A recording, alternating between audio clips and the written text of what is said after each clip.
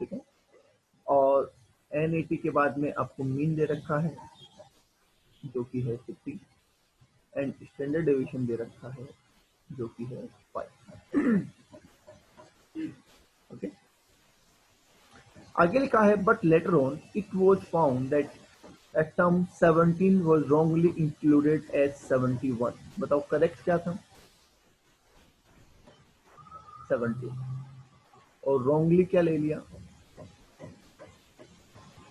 Wrongly ले लिया 71। ठीक है, and find the correct H D and mean. Correct mean और एच डी निकालना है। करेक्ट मीन निकालना हमने पढ़ा हुआ है, दोबारा देख लेते हैं। देखिए मीन का फॉर्मूला होता है समीशन एक्स अपॉन एन। अगर हमने किसी फिगर को गलत कंसीडर किया है तो इम्पैक्ट कहाँ आया होगा?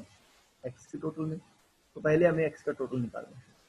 एक्स बार दे रखा है 50, समीशन एक्स पता नहीं, एन दे रखा है 80, तो समीशन एक्स हो जाएगा 4000। ठीक है, अब ये 4000 में गलती क्या हो गई? ये तो गलत है, तो करेक्ट करते हैं पहले इसको। करेक्ट समीशन एक्स, 4000 में जुड़ना चाहिए था 17, जो नहीं जुड़ा तो उसको जोड़ दो, और जबकि नहीं जुड़ना चाहिए था 71 जो कि जुड़ गया तो उसको लेस कर दो। जो गलत था उसको हटा दिया, जो सही था उसे ऐड कर दिया। तो टोटल बता दो अब कितना आ रहा है?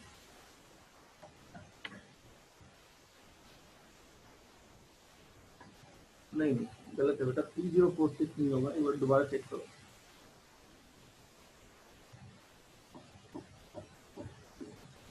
थ्री 3946, तो आंसर आ जाएगा 394। अब हमें करेक्ट मीन निकालना है, तो वापस वही मेन फॉर्मूला, तो 3946 अपॉन 80, 49.32। ओके, देखिए नंबर ऑफ ऑब्जर्वेशन पे कोई फर्क नहीं पड़ेगा, क्योंकि नंबर ऑफ ऑब्जर्वेशन उतना ही है। हमने सिर्फ एक नंबर को गलत पढ़ लिया था तो उसको हमने ठीक कर दिया। बोल क्लियर? ठीक है, अब इसके बाद चलते हैं अपन करेक्ट एचडी की तरफ।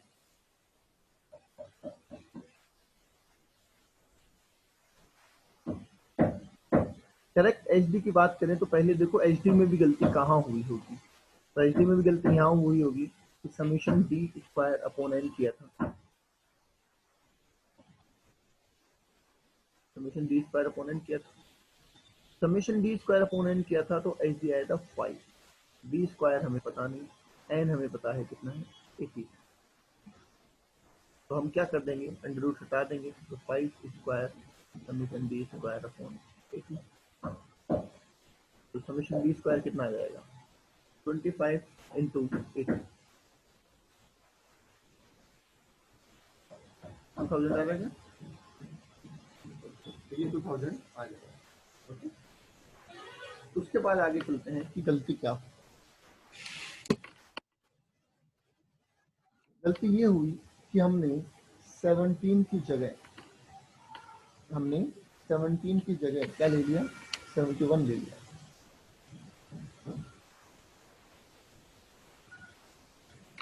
हमने 17 की जगह 71 ले लिया। अब इसका वैसे लॉजिकल आंसर तो एक अलग होता है, बट वो हम नहीं कर सकते क्योंकि इंफॉर्मेशन उतनी अवेलेबल नहीं है। तो हम क्या करेंगे, जैसे हमने करेक्ट समीशन एक्स निकाला वैसे हम करेक्ट समीशन डी स्क्वायर निकालेंगे। कैसे? देखिए आपका डी स्क्वायर था 2000, ये कैसे आया? एक्स माइनस एक्स बार करके उसका स्क्वायर करके। तो जो आपने गलती की वहां पे आपने क्या किया होगा, 71 माइनस 50 का स्क्वायर। बोलो ये किया था क्या आपने? आपने पहले वैल्यू ली थी 71, मीन लिया था 50 और उसका स्क्वायर कर दिया था। बोलो यही किया था। तो हम उसको तो रिवर्स कर रहे हैं, तो हमने 71 माइनस 50 का स्क्वायर तो रिवर्स कर दिया।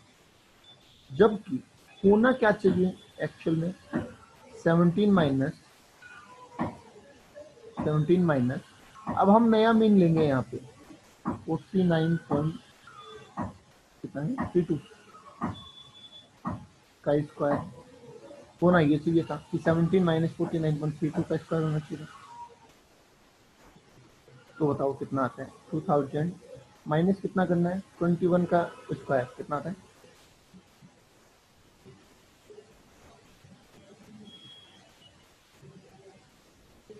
441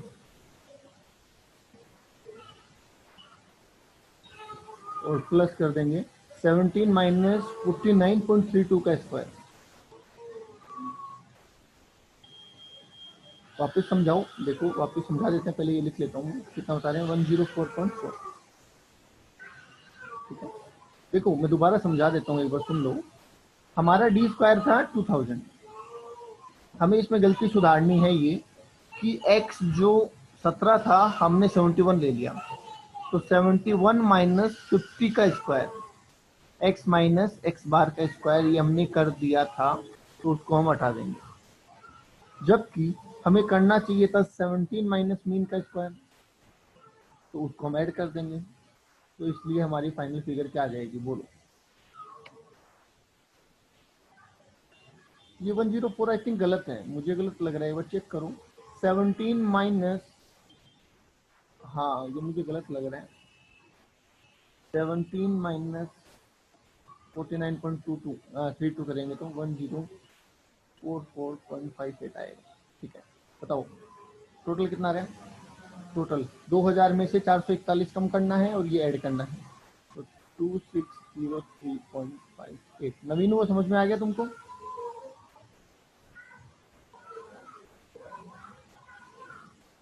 ठीक है, अब चलते हैं आगे। तो standard deviation upon summation d square upon n का रूट, ये ना हमारा फॉर्मूला था, तो फॉर्मूले में रख दो 2603.58 अपॉन 80 और उसका रूट। बोलो कितना है?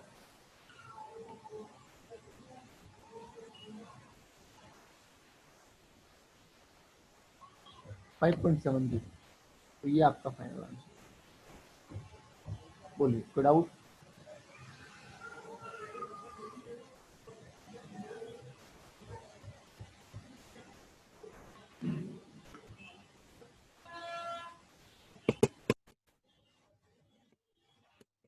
डाउट नहीं है?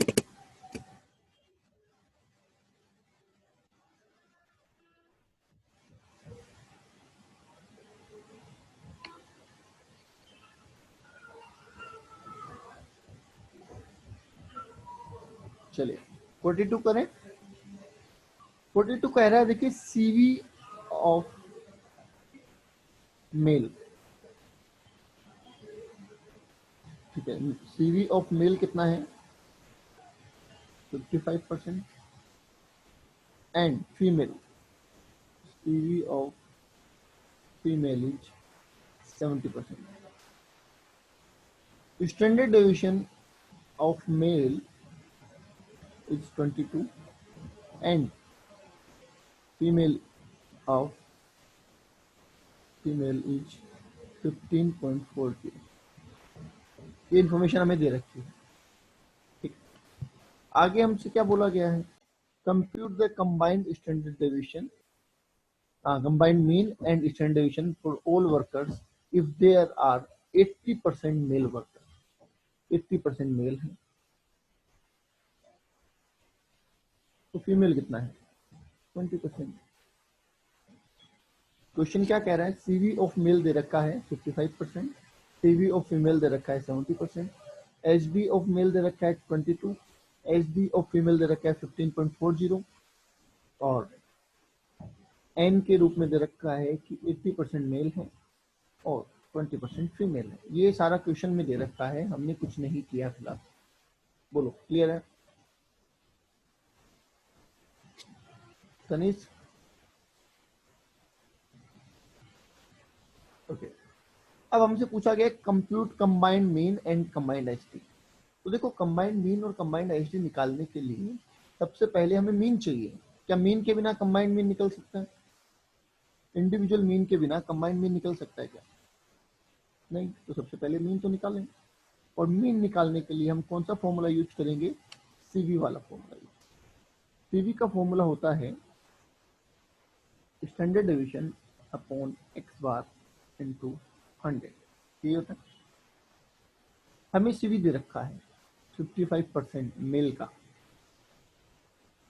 तो आप अगर 100 हटा दें तो आप इसको पॉइंट में भी लिख सकते हैं। एच पी दे रखा है 22, एक्स बार पता नहीं, तो एक्स बार आ जाएगा 22 अपॉन 0.55। तो बोलो कितना आता है?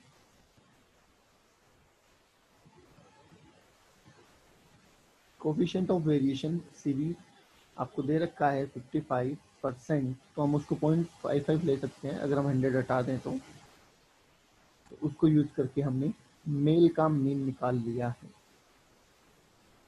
देखिए सिमिलरली हम फीमेल का भी निकाल लेंगे,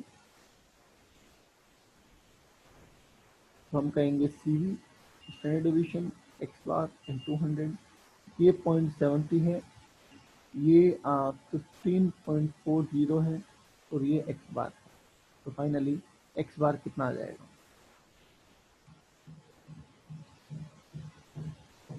बोलो कितना आता है?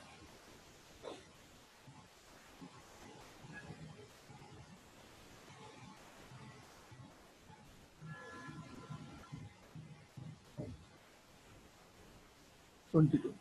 बोले यहाँ तक कोई डाउट किसी के? हमने सीवी का फॉर्मूला यूज किया, रिवर्स कैलकुलेशन करी और वहां से हमने मीन फाइंड आउट कर लिया दोनों का। तो बताइए इस मीन को निकालने में किसी को डाउट? अब कंबाइंड मीन और कंबाइंड एचडी निकालना आपको आता है?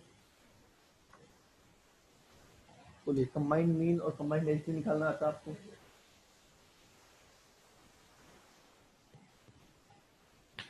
कंबाइंड मीन और कंबाइंड एचडी, चलो ऐसा बता दो कोई है जिसको कंबाइंड मीन या कंबाइंड एचडी में दिक्कत है, ऐसा बता दो। तो ऐसा है जिसको कंबाइंड मीन या एचडी में दिक्कत है?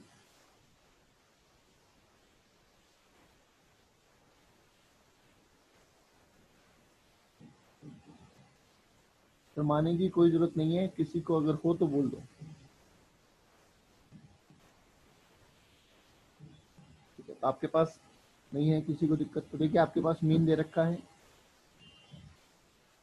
ठीक है, आपके पास एच दे रखा है, आपके पास एन दे रखा है। एन को आप 80 और 20 मान के चलेंगे, 80 और 20 मान लो, परसेंटेज है तो 80 और 20 मान लो, 100% होता है तो 80-20 आप लेके चलो।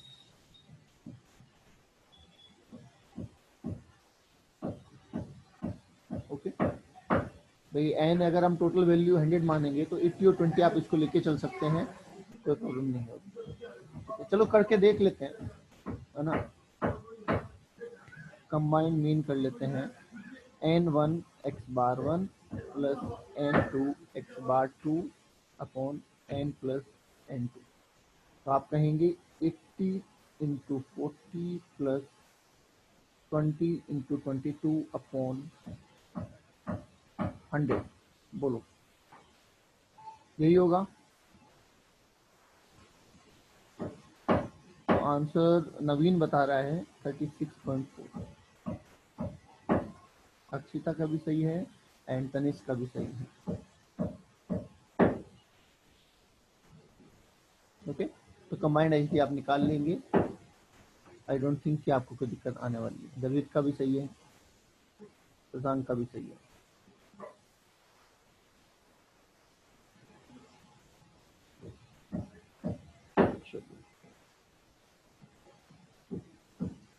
नेक्स्ट चले 43 पे। 43 कह रहा है मीन ऑफ 40 टर्म। ऐसा एक क्वेश्चन हम कर चुके हैं ऑलरेडी, अगर आपको याद हो। ऐसा सेम टू सेम एक क्वेश्चन किया हुआ हमने, सेम टू सेम।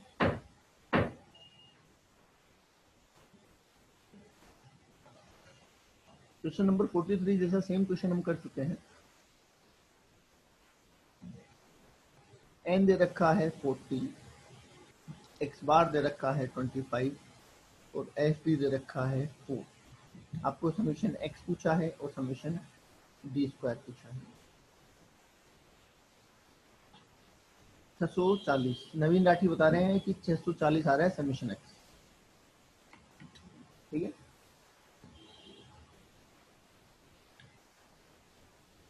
नहीं अच्छा 640 इसका नहीं बता रहे, इसका बता रहे हैं, ऐसा।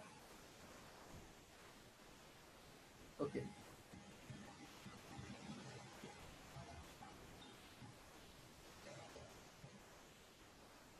और सम कितना है?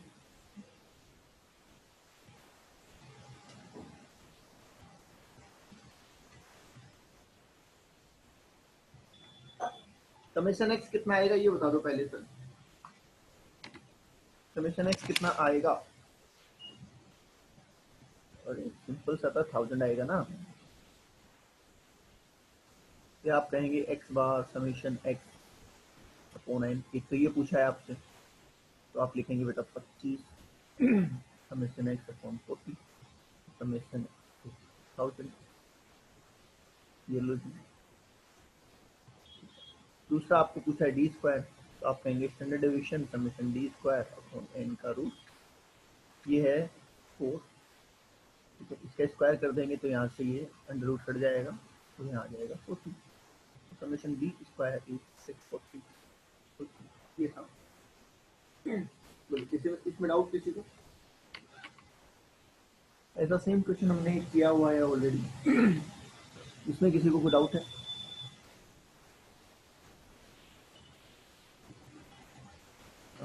नेक्स्ट क्वेश्चन का मैं आंसर जिससे पूछूंगा ना वही रिप्लाई देगा सिर्फ। 44 का आंसर मैं जिससे पूछूं सिर्फ वही रिप्लाई देगा, दूसरा रिप्लाई नहीं देगा, ठीक है। बाद में मैं पूछूंगा तो आप दे सकते हैं reply. What will happen to SD and variance of a series if each term is, दो तीन केस दे रखे हैं, पर नीचे लास्ट में देखो क्या लिखा है, एच डी इज टू, मतलब बेसिक इंफॉर्मेशन दे रखी है कि एच डी टू है। अब ए पार्ट में आपको बोला गया है एच डी बताना है एंड वेरिएंस बताना है, ठीक है। और बेसिक का वेरिएंस क्या होगा, एच डी का स्क्वायर, तो 4, ठीक है। अब आपसे पूछा गया, सबसे पहले शशांक आंसर देगा। सबसे पहले ए पार्ट में बोला गया है कि if each term is multiplied by 3, तो बताओ एच डी क्या होगा। अगर हर टर्म को 3 से मल्टीप्लाई कर दिया जाए तो एच डी क्या होगा?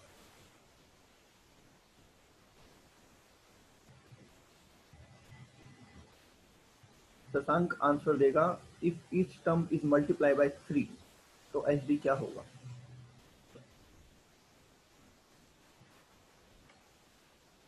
और अगर नहीं आता हो तो आप ना लिख सकते हैं, ऐसा नहीं है कि आप जवाब ही ना दें, क्योंकि फिर मैं दूसरे से पूछूंगा। एच डी टू दे रखा है, वेरिएंस 4 दे रखा है, और आपको पूछा गया है कि अगर हर टर्म में 3 से मल्टीप्लाई कर दिया जाए हर टर्म को, तो नया एच डी क्या होगा?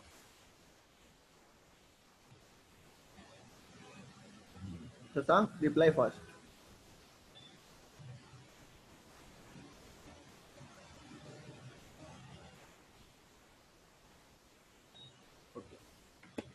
गर्वित, नेक्स्ट गर्वित,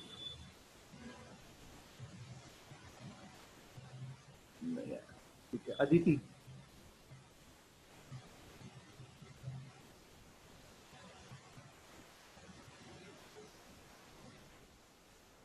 Aditi,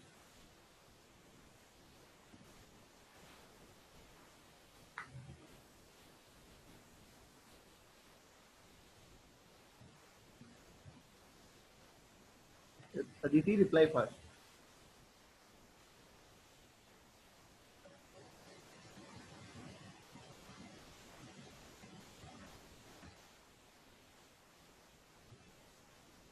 Aditi,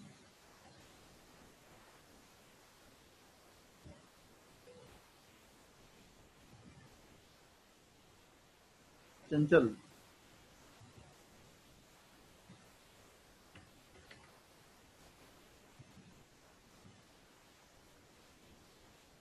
H D is 6, Chanchal कह रहे हैं H D is 6, very good बेटा। वेरिएंस क्या होगा? 32, वेरी गुड।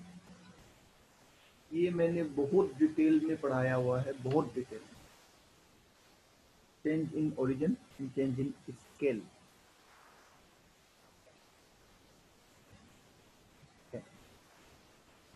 नेक्स्ट आंसर देगा तनिष्क। बी पार्ट था। आपको कहा गया है कि if divided by 3.66 and variance क्या होगा 0.439।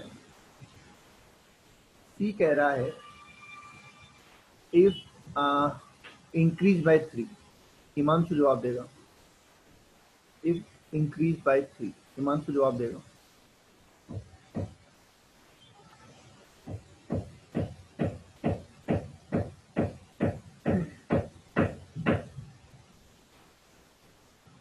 if each term is increased by 3 Himanshu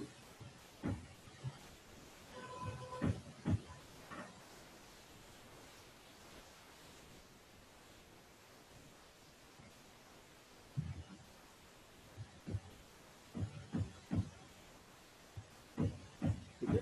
next Akshita. Akshita 2। Very good. Variance कितना होगा बेटा 4। नेक्स्ट कह रहा है इफ डिक्रीज बाय 3 अंजलि अगर डिक्रीज बाय 3 करें इस टर्म को तो ऐसे क्या होगा अंजलि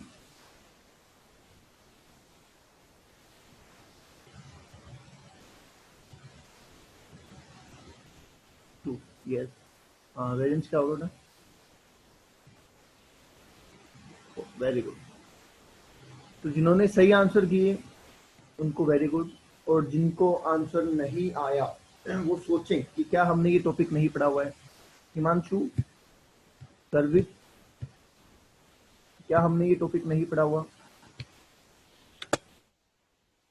एंड अदिति एंड शशांक बोलो क्या हमने ये टॉपिक नहीं पढ़ा हुआ।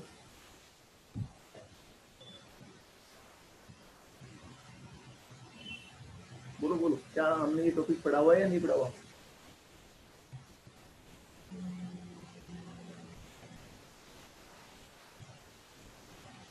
पढ़ा है। ओके और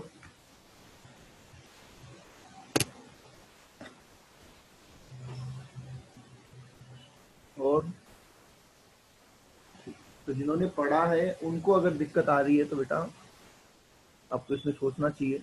मैं भी बता देता हूँ क्योंकि अभी तो अपन ही है क्लास में, पर एग्जाम में इट्स नॉट पॉसिबल। आपको बोला गया था origin and scale. Her value में कुछ वैल्यू ऐड की जाती है या लेस की जाती है तो उसको हम चेंज इन ओरिजिन कहते हैं। हर वैल्यू में किसी से मल्टीप्लाई किया जाता है डिवाइड किया जाता है तो हम उसको चेंज इन स्केल कहते हैं। हमने कहा था कि एच डी जो है वो इससे इफेक्ट नहीं होता, मतलब हर वैल्यू में कुछ ऐड करें या लेस करें एच डी चेंज नहीं होगा, जबकि एच डी स्केल से इफेक्ट होता है। तो हर वैल्यू को किसी से मल्टीप्लाई करेंगे या डिवाइड करेंगे तो एच डी भी अकॉर्डिंगली चेंज होगा। तो हमने जब 3 से मल्टीप्लाई किया तो एच डी भी 3 से मल्टीप्लाई हो गया, 3 से डिवाइड किया तो एच डी भी 3 से डिवाइड हो गया, और जब हमने एड और लेस किया तो एच डी से कोई फर्क नहीं पड़ा। बोले क्लियर है यहाँ तक सबके। ये क्वेश्चन एग्जाम में आने के 200% चांसेस, ये क्वेश्चन एग्जाम में आने के 200% चांसेस हैं, तो वो आप लिख लें। बोले किसी के डाउट है कोई।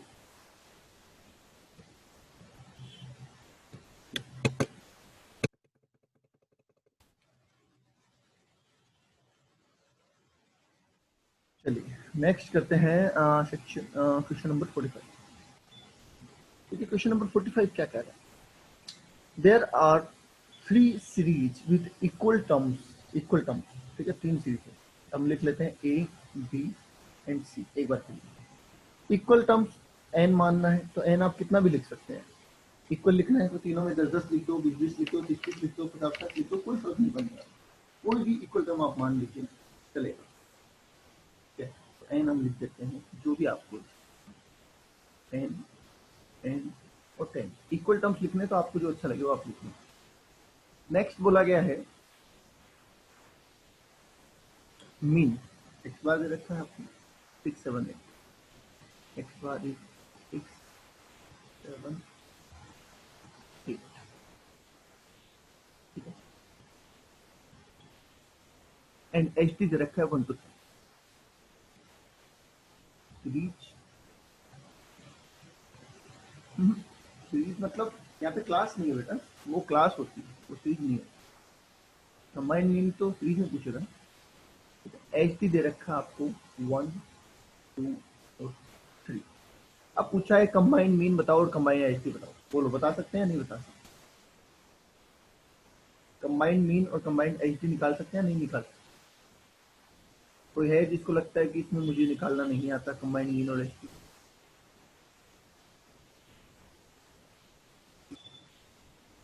कोई ऐसा है जिसको कंबाइंड मीन और कंबाइंड एच डी निकालना ही नहीं आता?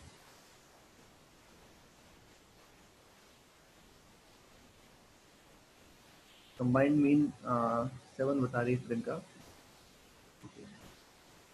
चलिए फटाफट रिप्लाई करो। कोई ऐसा है जिसको कंबाइंड मीन या कंबाइंड एच डी निकालना नहीं आता यहाँ पे? तो फिर इसमें टाइम वेस्ट करने से कोई मतलब नहीं। बेसिक क्वेश्चन बन गया ये सिंपल।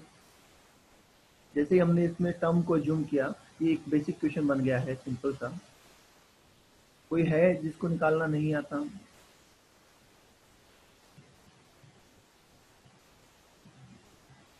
ठीक है, तो आपको इसमें कंबाइंड मीन और कंबाइंड एच डी निकालना है। ठीक है, ये आपका होमवर्क। चलिए क्वेश्चन नंबर 46 पे आते हैं। 46 में थोड़ा चेंज किया गया है। 3 सीरीज विद इक्वल टर्म, यहाँ पे भी इक्वल है, तो A series, B series and C series. Term equal है, वही आप बोलोगे सरफेस ले लेंगे, आप बोलोगे सीरीज ले लेंगे, कोई दिक्कत नहीं है। ठीक है, एंड इक्वल मीन, ये और देखो मीन और इक्वल कर दिया। मान लीजिए 5 5 5, ये अज्यूम करें हमने दोनों की, जरूरत नहीं है, मैं एक बार समझाने के लिए लिख रहा हूँ। दोनों अज्यूम करें हमने। एच डी रखा आपको 6 7 8, एच डी रखा है 6 7 और 8, और कंबाइंड एच डी पूछा है सिर्फ।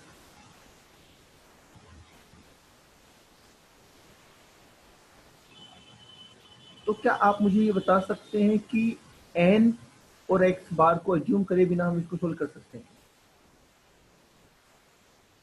अज्यूम करके भी आप कर सकते हो, वो भी गलत नहीं होगा, बट क्या हम बिना अज्यूम करे भी सोल्व कर सकते हैं?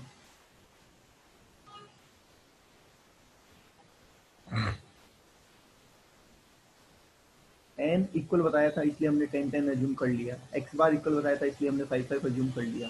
क्या हम इनको अज्यूम करे बिना भी इसको कैलकुलेट कर सकते हैं?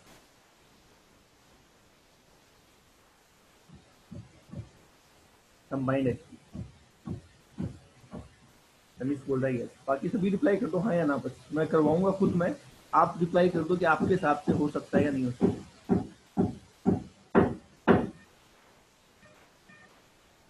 ठीक, देखो कंबाइंड एचडी निकालने में 3 स्टेप है, आपको पता है? कैलकुलेट कंबाइंड मीन, पहला स्टेप होता है कैलकुलेट कंबाइंड मीन। दूसरा स्टेप होता है कैलकुलेट डेविएशन, जिसको हम D1 D2 D3 कहते हैं। और तीसरा होता है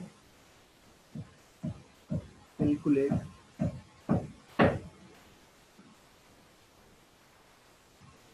कंबाइंड एचडी। ये 3 स्टेप होते हैं, ये सभी के क्लियर है माइंड में? ये 3 स्टेप होते हैं।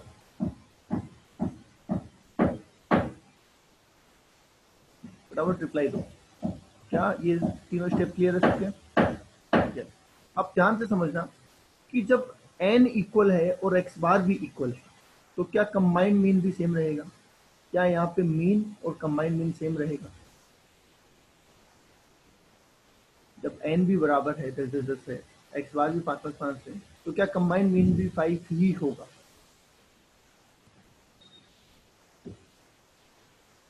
अगर टर्म्स भी सेम है और मीन भी सेम है, तो कंबाइंड मीन भी सेम ही होगा। ओके, दूसरा स्टेप कहता है डी कैलकुलेट करो। डी कैसे कैलकुलेट करते हैं हम? Combined mean minus actual mean, ऐसा करते हैं। और ये तो जीरो होगा ना, ये तो जीरो होगा। क्योंकि जब मीन और कंबाइंड मीन सेम है तो ये तो जीरो रहेगा, तो हमें तो डेविएशन निकालने की जरूरत नहीं है। तो अब देखो फॉर्मूला कैसे सोल्व होगा, मैं आपको करके दिखा देता हूँ। कंबाइंड मीन का फॉर्मूला, कंबाइंड एचटी का फॉर्मूला क्या होता है, n into standard deviation 1 square plus d1 square plus n2 into standard deviation 2 square plus d2 square plus n3 standard deviation 3 square plus d3 square upon n1 plus n2 plus n3 और पूरे का under root. बोलो यही formula, ध्यान से समझ लेना, मैं इसका शॉर्ट फॉर्मूला बता रहा हूँ, करके बता रहा हूँ कि कैसे बनता है फॉर्मूला।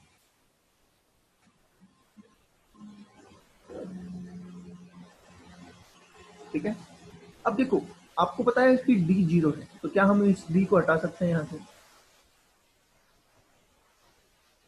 अगर d जीरो ही है तो जीरो का स्क्वायर भी जीरो होगा, तो क्या हम इसको हटा दें यहाँ से सारे d को? हमने सारे d हटा दिए। ओके, उसके बाद हम इस n को, इस n से तो 1 1 आ जाएगा, यहाँ पे भी 1, यहाँ पे भी 1, इस n2 को n2 से 1, इस n3 को n3 से 1। ओके बोलो n1 को n1 से काट दिया, n2 को n2 से, n3 को n3 से, और सब जगह पे 1 1 आ गया। अब बेसिक क्या बचा हमारे पास, हम 1 को मल्टीप्लाई करेंगे स्टैंडर्ड डेविएशन 1 स्क्वायर से, तो क्या सीधा सीधा ऐसा लिख दूं मैं, standard deviation 1 square, standard deviation 2 square और स्टैंडर्ड डेविएशन 3 स्क्वायर। बोलो ऊपर यही बच रहेगा, क्या ऊपर वाले में यही बच रहा है?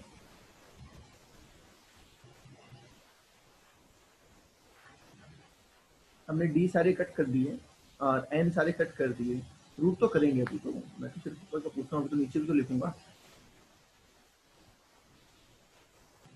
ठीक है, अब नीचे की बात करते हैं, तो नीचे में देखो ऊपर तो क्या है 1 से मल्टीप्लाई था इसलिए इफेक्ट नहीं आया, नीचे तो प्लस हो रहा है ना, तो 1 + 1 + 1 3 हो जाएगा, तो यहाँ पे क्या हम नंबर ऑफ सीरीज लिख सकते हैं, क्योंकि ये क्वेश्चन तो 3 सीरीज का है, मान लो 4 का होता तो क्या होता, तो नीचे 4 आता, अभी 3 आएगा और इसका अंडर।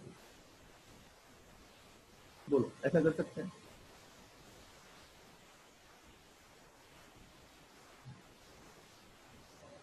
बोलो इस फॉर्मूले में किसी को कोई डाउट? नंबर ऑफ सीरीज मतलब 3 सीरीज रखिए तो 3 आ जाएगा, नीचे 4 होती तो 4 आ जाता, 2 होती 2 आ जाता।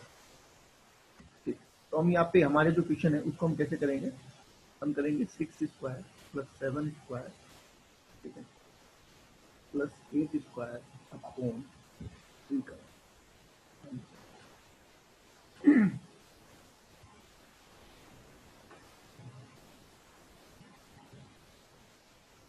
बोलिए फटाफट बोलो।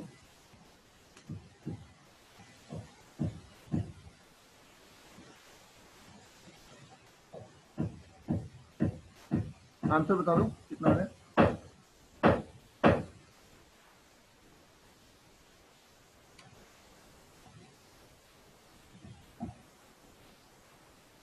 Six square, 7 square, 8 square upon 3 का अंडर रूट कर दो, जो भी आंसर आ रहा बता दो।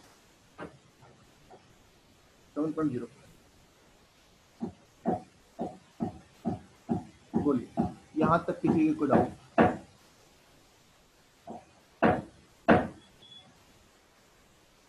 फाइनल कमेंट, क्योंकि आज इतना ही करेंगे, क्लास का टाइम हो गया है। यहाँ तक किसी को डाउट?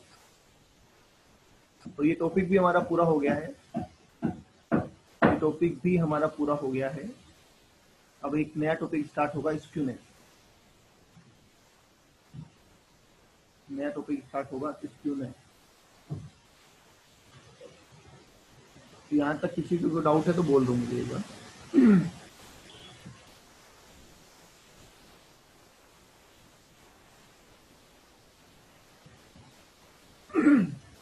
तभी फाइनल कमेंट कर दें, यहाँ तक किसी को डाउट हो तो।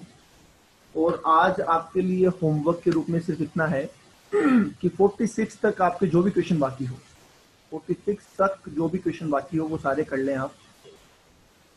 46 तक जो भी क्वेश्चन बाकी हो आपके वो सारे कर लें आप, और कोई डाउट हो तो आज ही पूछ ले मुझसे फोन करके। ठीक है, कल नया टॉपिक स्टार्ट करें। Thank you.